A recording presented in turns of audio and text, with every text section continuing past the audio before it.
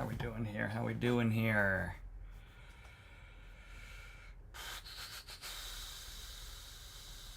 Nope. There we go. All right. Welcome to another fucking live.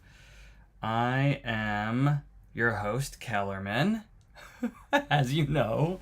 And there's like a bunch of press briefings today, so I'm going to wait for a couple people to get in here, and then I'm going to ask what we should watch first. Black Sheep's in here. What up? My man.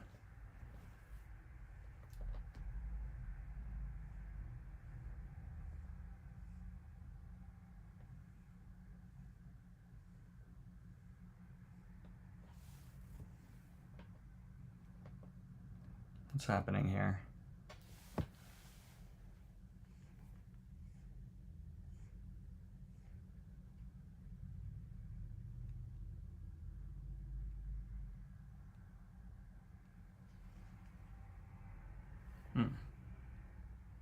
I understand what the problem is. Hey guys. Hi Charlie, hi Skip. Guys, there's a couple of things going on today, and you gotta help me decide what we should watch. So there's the U.S. State Department, that's live right this second. There is U.S. trade with China briefing that happened. There was a UN briefing on the food crisis in Gaza. There was a UN meeting on the Israel-Palestinian two-state solution, and there was an RFK Jr. briefing on his efforts to tackle the opioid crisis. So, what do we want to do? What do we want to do here? How are we feeling?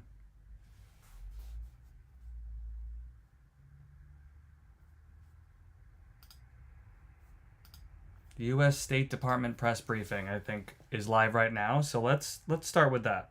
Let's see how that goes first.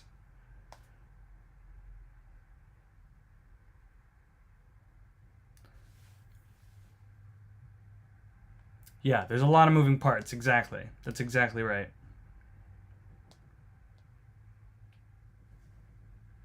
Let's just get this set up here. And we are good to go. Okie dokie. Artichokey.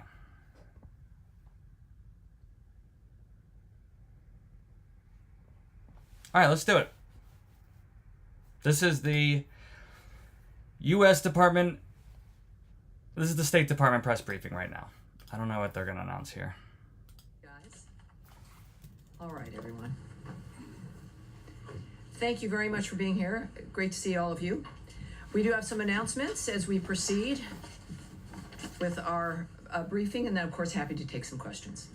This week, the UN is serving as host to an unproductive and ill-timed conference. Hey, thanks, Black Sheep. On a so-called two-state solution in New York City. This is a publicity stunt that comes in the middle of delicate diplomatic efforts to end the conflict in Gaza. Far from promoting peace, the conference will prolong the war, will embolden Hamas, and reward its obstruction and undermine real-world efforts to achieve real peace. As Secretary Rubio has made clear, this effort is a slap in the face to the victims of October 7th. I can't say I'm sure, Black Sheep. I haven't seen anything come through. It keeps but that doesn't mean it didn't. Trapped in tunnels. The United States I just won't be able to check until this is over. In this insult, but will continue to lead real-world efforts to end the fighting and deliver a permanent peace. Our focus remains on serious diplomacy, not stage-managed conferences designed to manufacture the appearance of relevance. Also, the United States welcomes the ceasefire declaration announced yesterday between Cambodia and Thailand. We commend both governments for taking this important step to ease tensions along the border. President Trump and Secretary Rubio that came spoke through. with Thank you, their sir. Cambodian and Thai counterparts. Thank you, Black on July Sheep. 26th. I think that's my first gift. I just unlocked that ability. Building on those conversations, the United States, working in close coordination with the government of Malaysia, You're the man, dude. co-organized the ceasefire talks in Kuala Lumpur on July 28th. These talks provided a vital platform for both parties to come together in good faith and ultimately reach agreement on a ceasefire. We are also grateful to Malaysian Prime Minister Anwar Ibrahim for his leadership and for hosting the ceasefire talks. President Trump and Secretary Rubio remain firmly committed to an immediate cessation of violence and expect the governments of Cambodia and Thailand to honor their commitments to end this conflict. Further, How's the sound, guys? Can you hear her of the okay? recent typhoon and tropical storm that have devastated the Philippines, Oh, the United States Livestream's remains gifted committed to memberships, supporting guys. the Philippine government in You're the man, assessing dude. the needs and providing critical assistance. The State Department is deploying a U.S.-based team to strengthen the local relief efforts, including supporting food distribution efforts for displaced families and coordinating logistics for relief efforts led by the government of the Philippines. To date, we have helped transport tens of thousands of food packs to the hardest hit communities, ensuring vital resources reach those in need.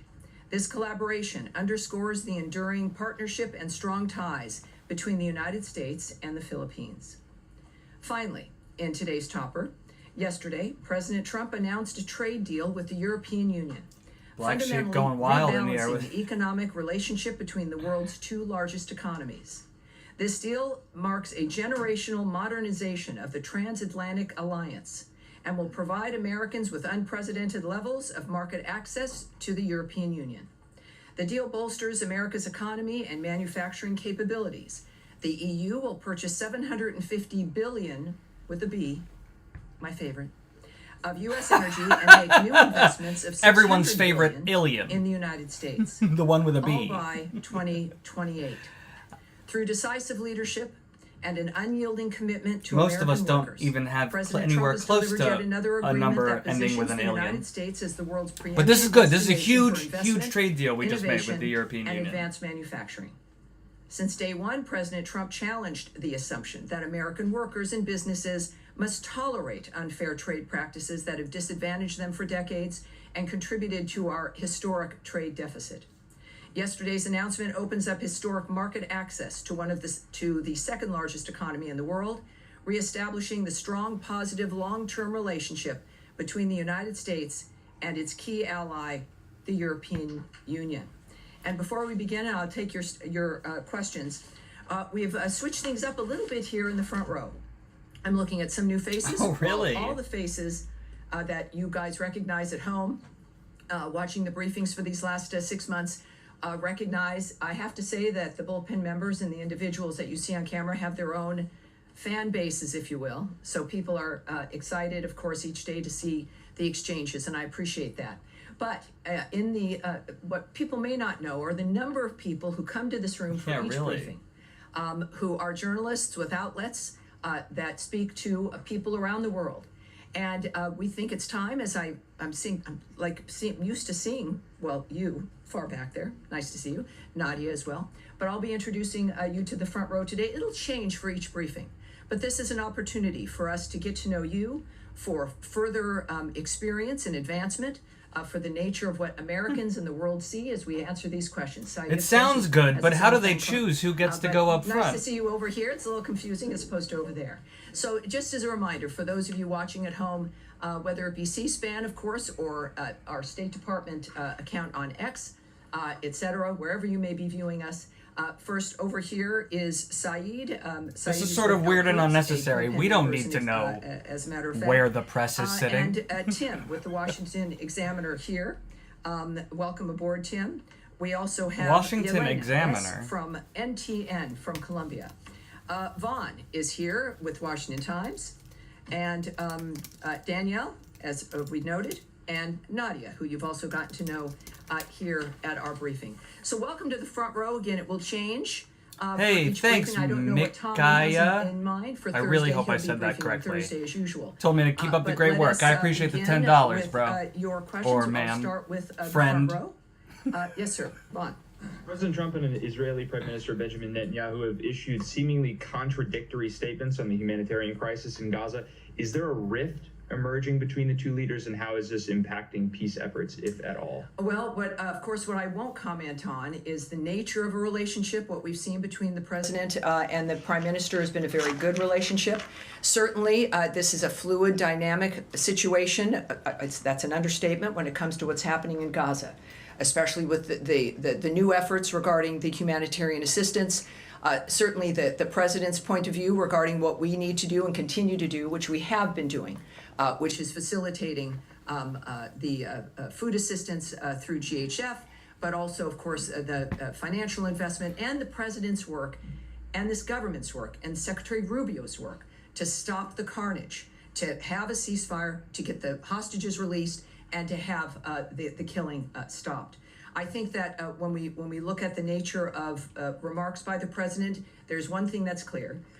That everyone can agree on is that it is his humanitarian nature to focus on diplomatic solutions, but he is a realist and and he'll go and do what he needs to realize what his goals are, which is peace and a ceasefire. And also, I think the recognition that no one has denied, we have not denied it in this room, that the humanitarian assistance to this point has not been enough.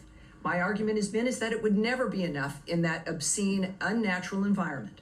And so we're proceeding in that regard, and of course with President Trump's leadership. Over the weekend, Donald Trump to do even officially more to announced that he believes that there is not enough aid getting into Gaza, and demanded that Israel let all of the food into Gaza. He acknowledged the starvation. In this regard as well, but the focus remains certainly the humanitarian aid, and our focus remains also on a ceasefire. Also, it's worth noting that all of the publications she said were moved to the front are in Washington, are Washington publications. Okay. All right, I have two questions, if you don't mind. The first one is about the United Nations Thanks, Black Conference Sheep. Yeah, that is please taking like and place in subscribe. New York. You just read the statement. We heard the president. We all agree that Hamas attacked Israel October 7th. But there were Why does this guy look like he's sitting in front of a blue screen? You see how when he leans forward, there's like a halo? Oh, it's the guy's chair behind him. Struck a deal also with the United States. It looked like a blue ago. screen halo around him. Yeah. We understand there's going to be, hopefully, the president is only 6 months in his mandate with the secretary, and they're fighting for a peace deal. But how sir? The question is how the State Department envision the future for the Palestinian and the Palestinian state. Yes. Is there going to be a Palestinian state, or they're pushing for one state first of all, solution? the president has noted, as has Secretary Rubio, that at least they are envisioning a future, which is not something that most people can say. All of their work has led to getting to a point where we can discuss and envision that future and then act on that. Regardless of the conflict that has been worked on, whether it's Russia, Ukraine, the Gaza Strip. I like that fucking Newsies. What do we think about that name for people who follow the fucking news? You can't begin to contemplate what's next until people stop killing each other. We are still at that point. We have not, because of Hamas's recalcitrance and refusal to lay down its arms, refusal to recalcitrance. We're not at a what point a great word. Hold on, let's look that what up. Is next. We know things will have to be rebuilt. The president has made remarks in that regard, but from the beginning, calling for new ideas and a new way forward, so that it's not just a repeat of what we've experienced for generations now. And if I can do a follow-up about the Gaza Humanitarian Foundation. Tell me in the chat if you knew what recalcitrant meant. Talked before with I the UK just Prime looked it up. Minister, and the UK will help in the Humanitarian Foundation. In the aid. What are we going to see next? Great word. Is the president at the State Department see that this organization somehow maybe it's not working out? I'm a writer, so I like words. Well, what I said from the start is that this is not about what has not worked. I was Clearly, gonna know a word, close to and then I got high. have been distributed by GHF. But as we've discussed, there has to be more. There's always had to be more. The calls from the president, from the secretary, and even GHF has been, have more, join us. There needs to be more ideas, more movement. We know, of course, there have been some airlifted airdrops of food. There's been corridors there's a window for corridors for delivery of more aid. And that's, of course, that's good, that's important. But adding to the aid and to the mechanisms that are there, is what we've all called for. It is not an indication that there should be only one. It should be everyone should be contributing to helping to make a difference here. So far, it has been GHF with a mechanism that has worked to keep the aid out of the hands of Hamas, and that has been fundamental. So it's good news. And of course, as the president returns to the United States, no doubt they've been making sure that Hamas doesn't get their hands on the aid by shooting like 40 people a day. And that's not a bias. That is what's been happening. I don't report every day that people die in Gaza anymore because there's a tall guy here. because I would just simply be reporting that every single day. So I think it's just assumed. I assume that everyone knows that people are dying in the food lines. We don't know every day. The framework of how something would proceed regarding the details. I'm waiting for the president to return and don't want to get ahead of him regarding announcements and what the framework would be. When do you expect this to be announced? Considering the nature of the urgency of the situation and everything that President Trump does, very quickly and very soon. But we'll let that play out when he gets here. It's just coffee in my cup this morning, by the way. And if I could just And if you didn't know, I have a coffee brand. You can get some fucking news coffee. There's a link in my bio. Which is largely unavailable. And the IPC's Famine Review Committee said that their analysis of the food packages supplied by the GHF shows that their distribution plan would lead to mass starvation. Has the U.S. vetted what supplies the GHF is providing and ensured that they are providing the necessary nutrients and that they are able to be cooked? All right, I'm going to pass this off so we can get an answer to you. I do know that, again, the issue here is getting more food, more access, more everything. That has always been at the top of our list. But when it comes to this specificity of what's being handed out, we'll get back to you. Yes, ma'am. Thanks, Tammy. The president has now said multiple times that his administration has pledged $60 million toward food and other supplies for Gaza. The State Department has only announced $30 million for the Gaza Humanitarian Foundation. Can you say, has more money been earmarked for the GHF, or is there other funds that are going out to make up for that $60 million to $30 million difference here? I would suggest a question for the White House there. Again, I know what we've done here at State. Clearly, the president is in a position when it comes to decision-making, knowing what parts are moving and where things are headed, that they would have probably a better answer for you regarding the rest. But it's only $30 million for GHF at this point. Can you say that? From what we, of course, have announced here at the State Department, that's in this particular, I would caution against the suggestion that with what State may have done and what's been announced is a reflection of the complete picture. So I tend to caution about those things. I will caution about that again. So just to be clear, after this press briefing, you still will not have a complete picture. A very fast-moving issue. She doesn't want you to get confused different, thinking that maybe you have the full pieces that are picture. coming together and how it moves. And so the element We that wouldn't want we've that. announced is an element and does not speak to an end or a final complete piece to what it is we're doing. All right. Yes. Thank you. Just following up on Daphne's question, I had asked her about what Gaza Humanitarian Foundation is distributing, specifically, this was last week's briefing, specifically the high nutrient food that is Yes, needed. I know it's come up before as well. So, Yeah, yes. and you mentioned that you would take that back to get more details on the distribution. I did get a line from this department in response to my questions last week.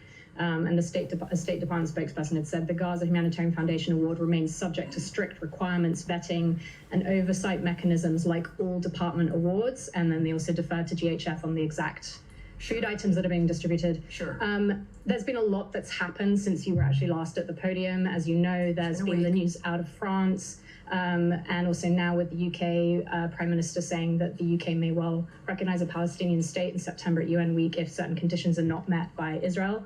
And then, of course, there's been wall-to-wall coverage on images of starving children, photographic evidence of that, from our colleagues covering the story on the ground in Gaza. So I just wondered whether the vetting process and the strict requirements in this department is now having to take into account, obviously, all of this evidence, this photographic evidence, and is this giving the department some pause on these funds that are here's what- meant to go out the door to thank this you. organization?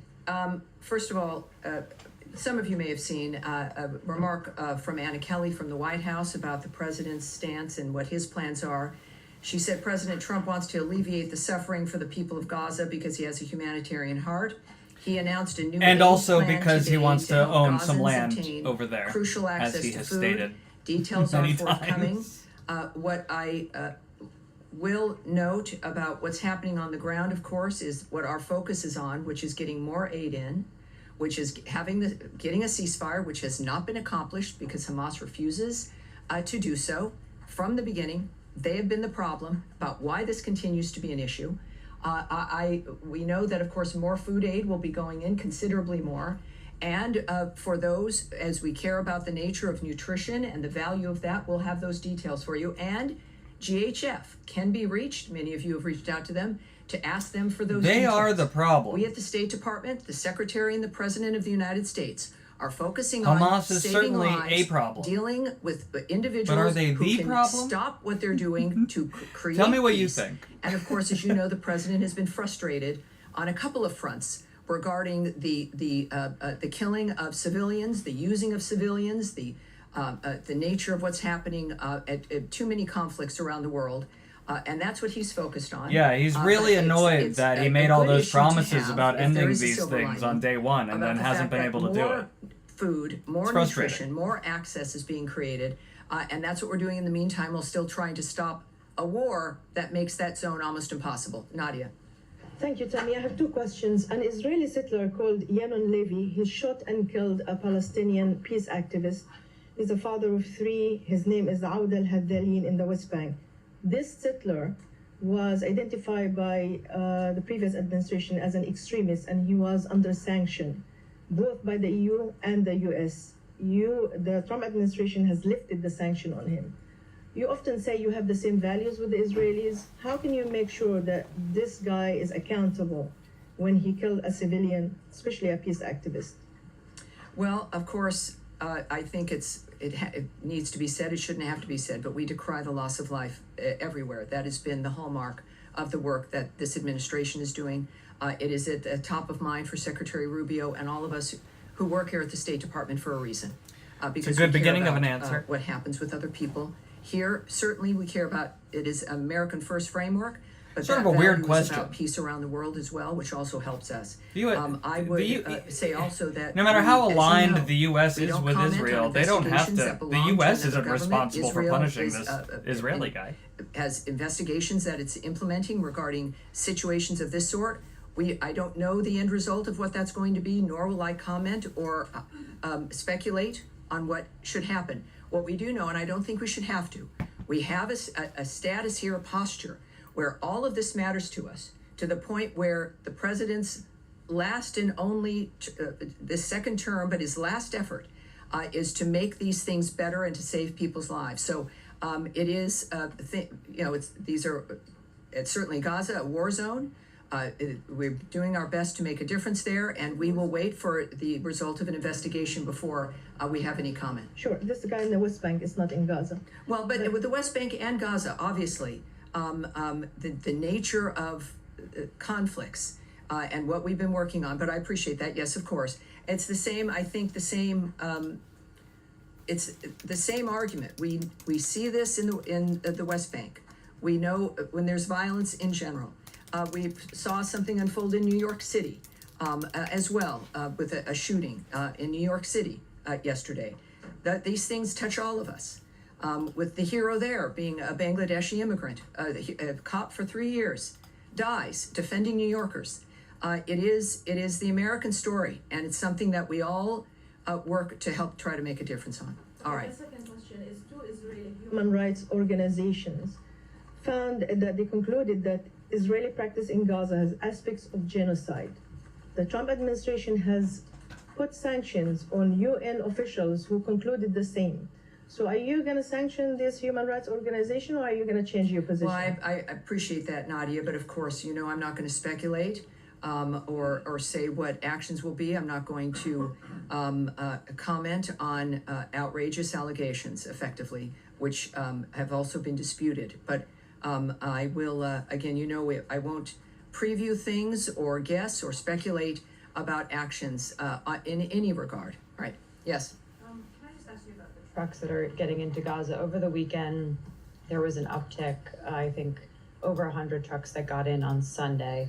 But at times during this crisis, there have been upwards of 300 trucks delivering humanitarian aid into Gaza.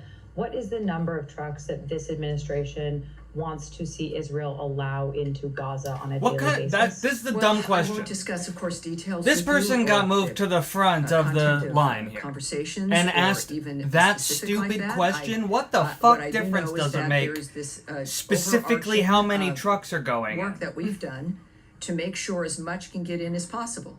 At the same What's time, the exact we number? do know that the UN had noted that they were not moving material in because of the violence. We know it's a war zone. I mean, that has been the overriding issue. We and want how to make it at safe least to get food through to those who need it 301 versus into the hands trucks of to get those it. who are causing the destruction and using it and weaponizing it. What's So we what's don't- Trump's number? I'm not It's gonna like they're speak trying you to about peg him on specifics something. Or if that conversation has been had, we know, of course, it's in everyone's interest to help stop the kind of environment. Like if in the general, question had been, that's happening in the Gaza will Strip. you It's, increase again, that monstrous and number? abnormal, That's not a and all stupid of us have question, an but asking interest for a in specific stopping it. number is silly. Higher at the end of August. Is this administration pushing for those contracts to be I renewed? won't speak on the details of contracts. She's not or gonna agreements, tell you or the if that's- details if that's of the accurate contract. or if it's not.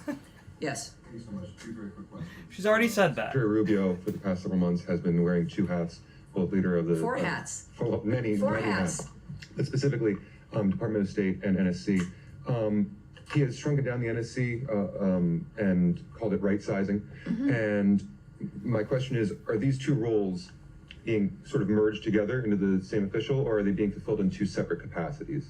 Well, I can't speak to the decision-making about the nature of what he's doing as the NSA. I'm here with the State Department. Of course, he is the Secretary of State. What I can tell you is when I've been on various trips where the NSA, the National Security Advisor, and the Secretary have been there together, it's the same kind of work. It's working together seamlessly. Of course, there'll a great deal of time of overlap regarding the nature of what's happening in the world. So it seems and it appears to be working out smoothly and effectively. And my second question, today, Kim Yo-jong in North Korea, the sister of Supreme Leader Kim Jong-un, published an official statement regarding the U.S.'s desire to denuclearize the peninsula.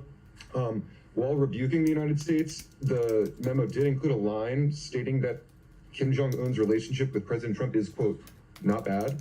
And I'm just wondering if the Department of State is familiar with the nature of bilateral relations between the U.S. and North Korea at this time and why they might have said that. Well, I would suspect that you should contact the White House when it comes to the relationship between the president and another country.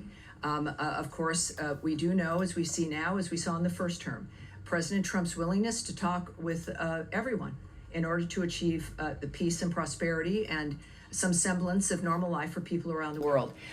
Regarding the note you mentioned, or if it was a social media tweet, I don't have a remark on that, of course, but the White House can tell you more about the president's approach with North Korea. Yes, ma'am. Thank you, Sam. Me? Yes, you. Okay. I have two questions too. The first one is, after President Uribe's conviction, will the U.S. consider any sort of action similar to what we saw after the decision against former President Bolsonaro in Brazil? The first one. And the second one, after you answer? Yeah, so regarding the verdict, verdict with former President Uribe, yes? Yes, well, the Secretary of State put out a tweet on this as well, noting that former Colombian President Uribe's only crime has been to tirelessly fight and defend his homeland. The weaponization of Colombia's judicial branch by radical judges has now set a worrisome precedent. And the second one is, with the U.S. allow Chevron to operate in a country led by an administration charged with promoting terror and drug trafficking? Well, I can tell you this, and I love your very direct questions. I know that there's two separate details that I don't have in front of me that I want us to take and get back to you in that regard. What we have said repeatedly, though, is that we will not allow oil revenue to fund or benefit that regime. And so I think that's something that we can repeat here at this point, but when it comes to some further details, let's see if we can get you. All right, Saeed. Thank you, Tammy, and I must admit I feel a little bit vulnerable and closer to the floor here. Wow. I was always shielded by the front row. Well, see how you're thinking now, but trust us, you're fine without Yeah, you can't ask a dumber question never than having your what back is the into a specific space. number of trucks you're going to Really let quick into question. Gaza. You know, IPC said today what's going on in Gaza is famine. And the reason they didn't classify it as such is because they need the actual data and they have to be in Gaza to collect that data, which Israel prevent them. So my two questions Well, let me just say, as you know I might, is that there is someone preventing people from getting into Gaza, and that's Hamas. Hamas is preventing everyone from being able to get in there, whether it is reporters, whether it's food deliveries, or those who might need to assess the nature of what's happening on the ground. Interesting answer. People are afraid of a terrorist group, the masterminds of October 7th, which slaughtered babies up to the elderly, when they're living, dismembering them, putting a baby into a microwave, murdering women as they're raping them. That set of people are running the Gaza Strip. I think one of those was a so it's understandable theory why that was people are unproven, concerned or and maybe can't get even in. disproven. It is not the Israelis who have been defending themselves in this framework and who are ready to sign a ceasefire deal and have been ready for weeks to do so. Well, in fact, the Israelis are preventing everybody. They control the area, but that's another issue. My question is, Yeah, that's sort of like semantics. It's like Israel is literally preventing people from going in, but they're doing it because of the danger caused by Hamas, supposedly.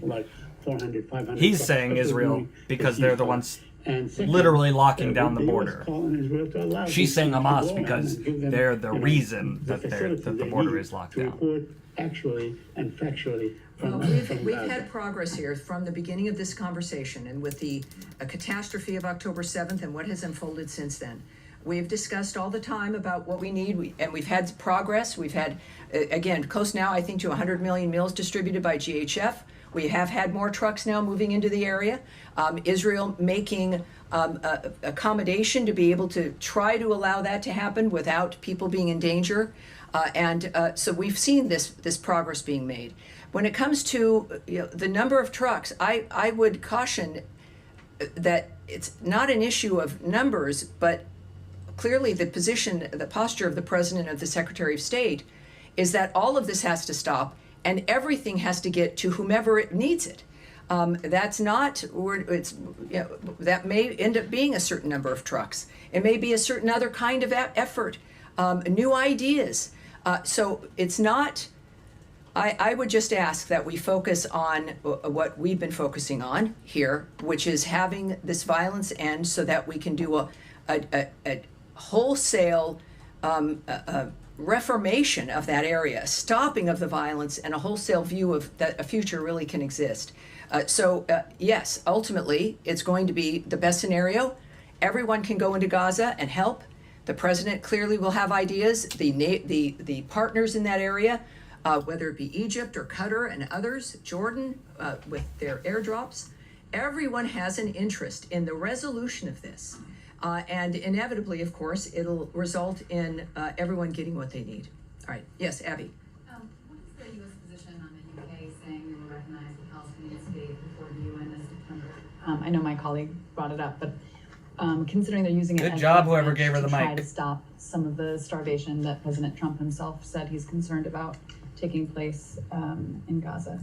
Well, I think President Rubio's statement and my statement that I issued regarding the conference, the two-state solution, the fact of the matter is his we need remarks P also. Someone said we need P, Macron and then they were France, like, I meant peace. Also did something similar in this regard, that this is a slap in the face to the victims of October 7th, that it rewards Hamas, and it harms the ability to stop this framework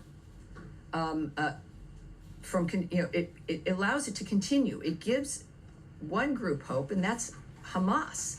It is a rewarding of that kind of behavior, that if you wait long enough, if you don't cooperate, In any other normal environment where someone was so utterly defeated, they would surrender.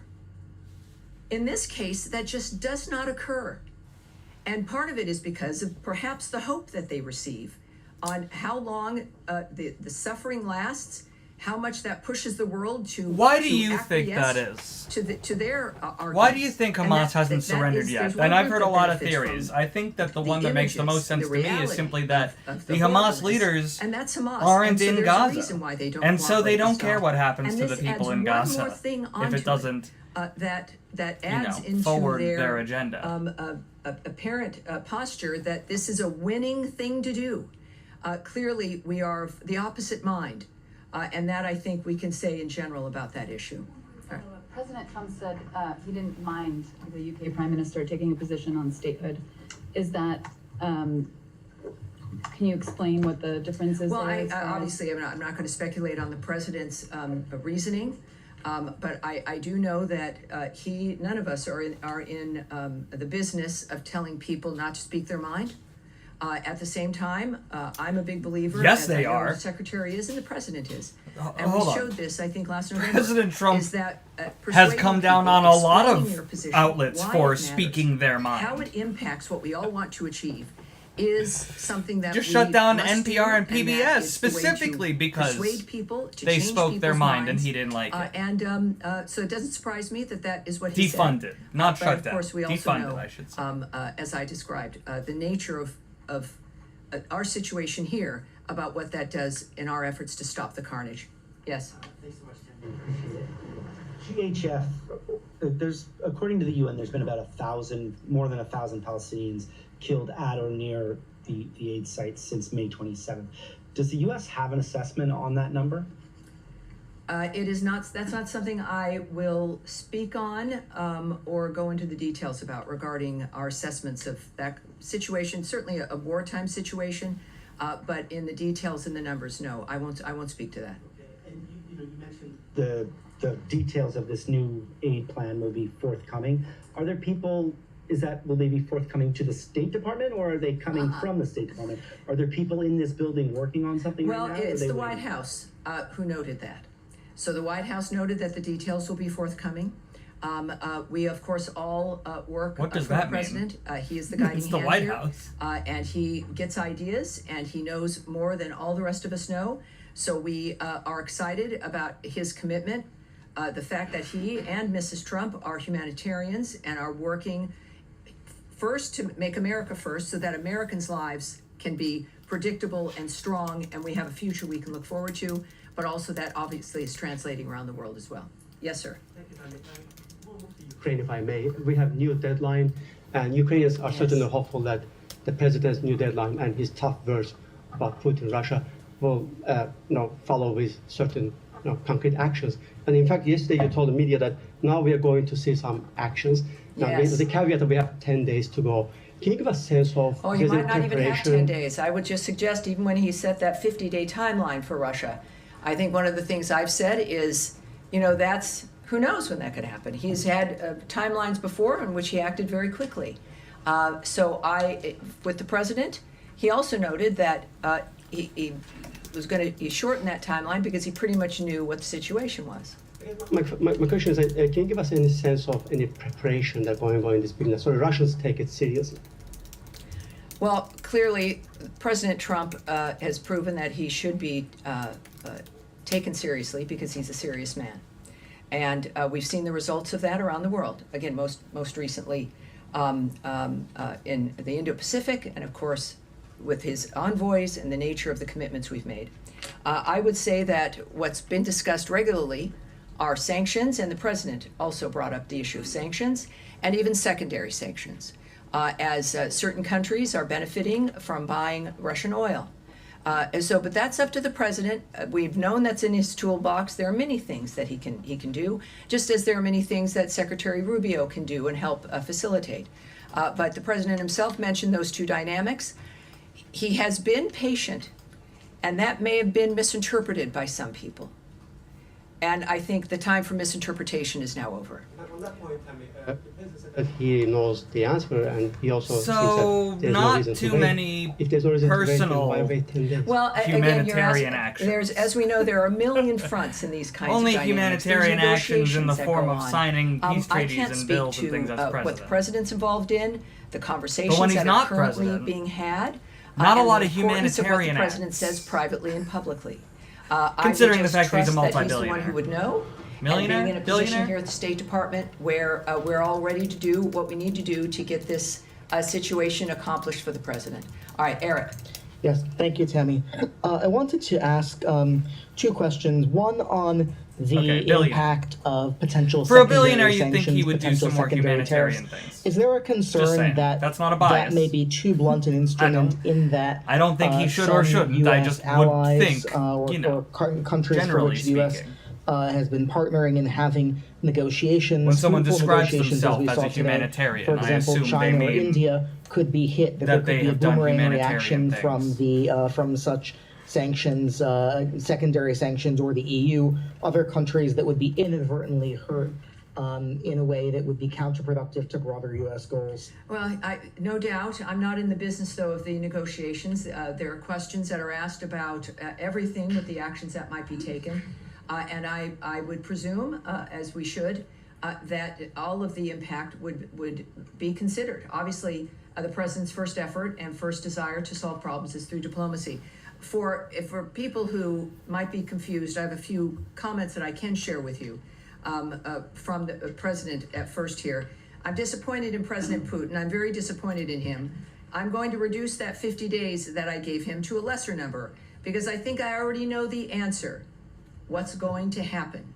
He also said, yes, I'm going to make a new deadline of about 10 to 12 days from today. I think that was yesterday. There's no reason in waiting. I want to be generous, but we just don't see any progress being made. He said 10 to 12 days. I'll announce it probably tonight or tomorrow. But there's no reason to wait.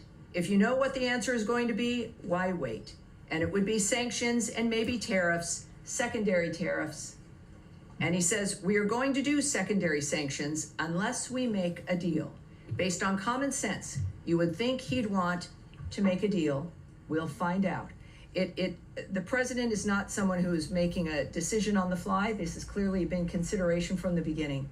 And we're prepared to do what's necessary. Thank you, Tammy.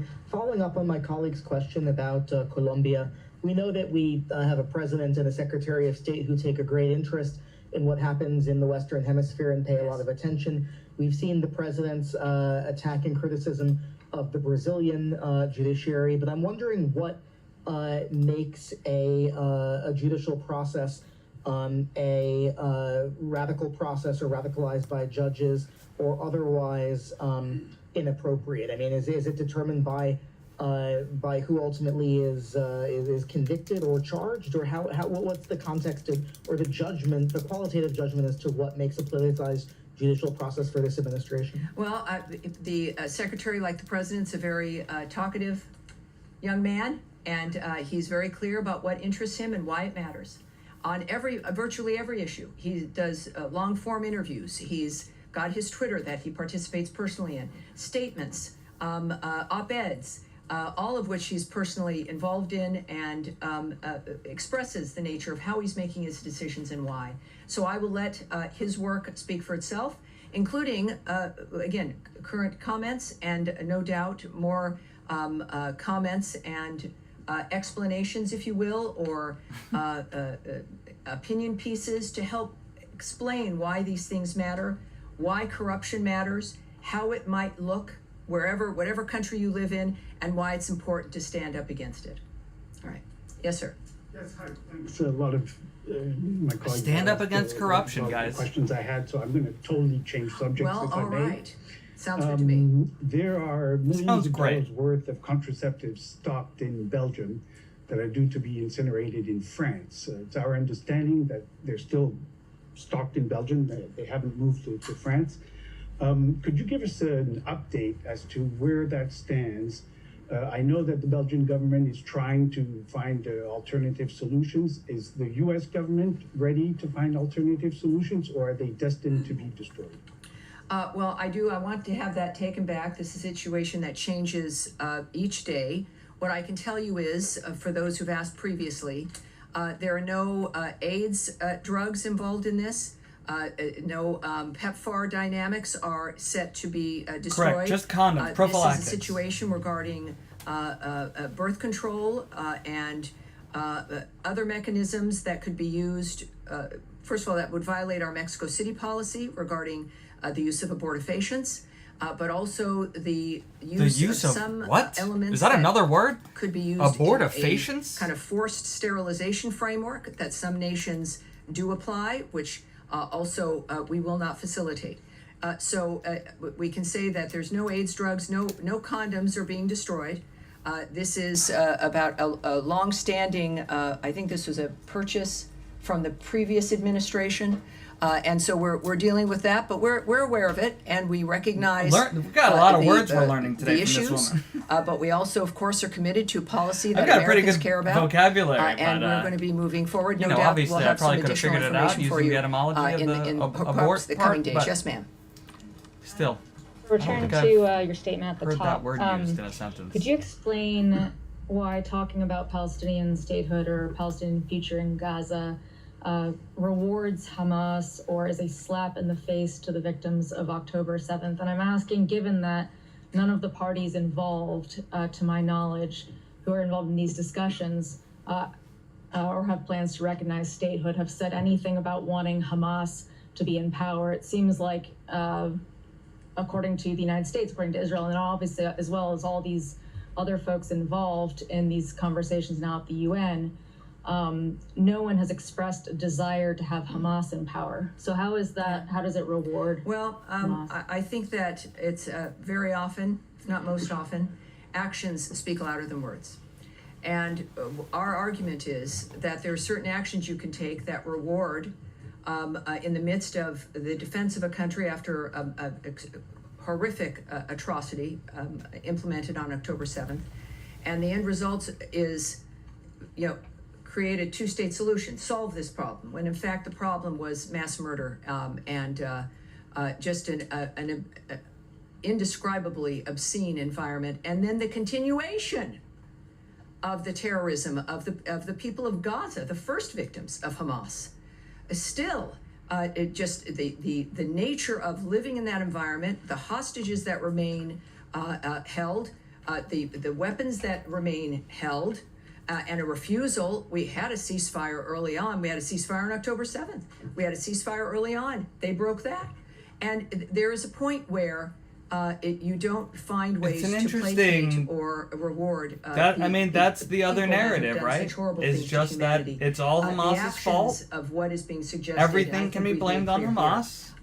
They are a terrorist organization, and so it is. I think everyone easy to blame it on them. First, the Gazan people, but certainly the world itself.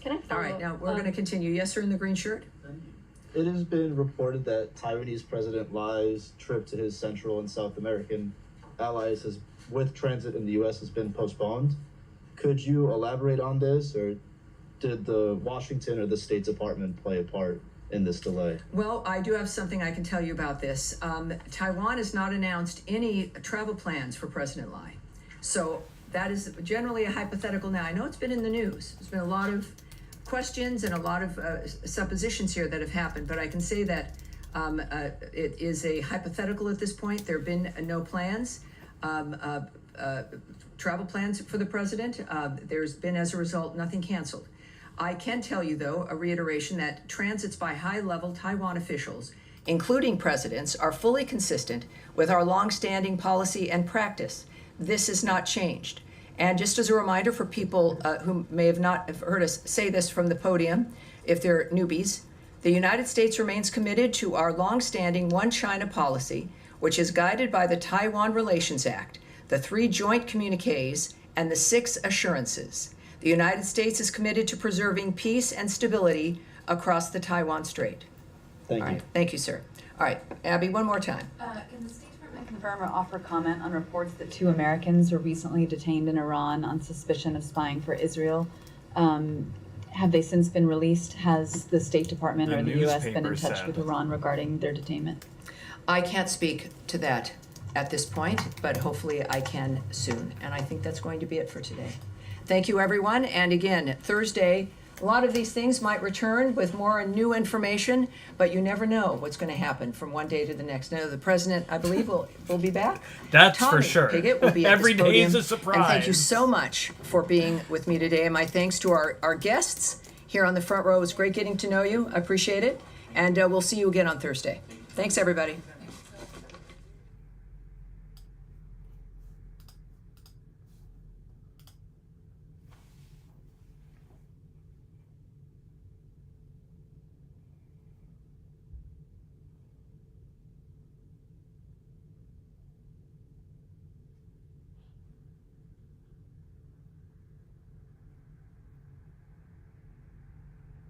I mean, it seems like a lot of people reported that senior U.S. and Taiwan-based sources confirmed that the trip was delayed, not entirely canceled. So it wasn't canceled, but it was delayed. It seems like Taiwan-based sources confirmed that the trip was delayed, so there was a trip. Just so we understand. They do have travel plans. All right, thanks everybody who stopped in for the live. That was kind of boring.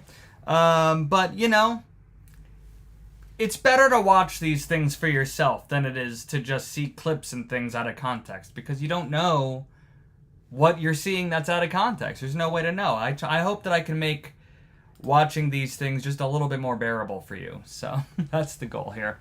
Thanks for giving a shit. Make sure that you like the video, subscribe to the channel, follow me on Instagram, TikTok, subscribe to the Substack if you really want to support the channel. The Fork in News with the number 4.substack.com. All the links are in my bio. Watch, you know, buy some merch. Get yourself a mug.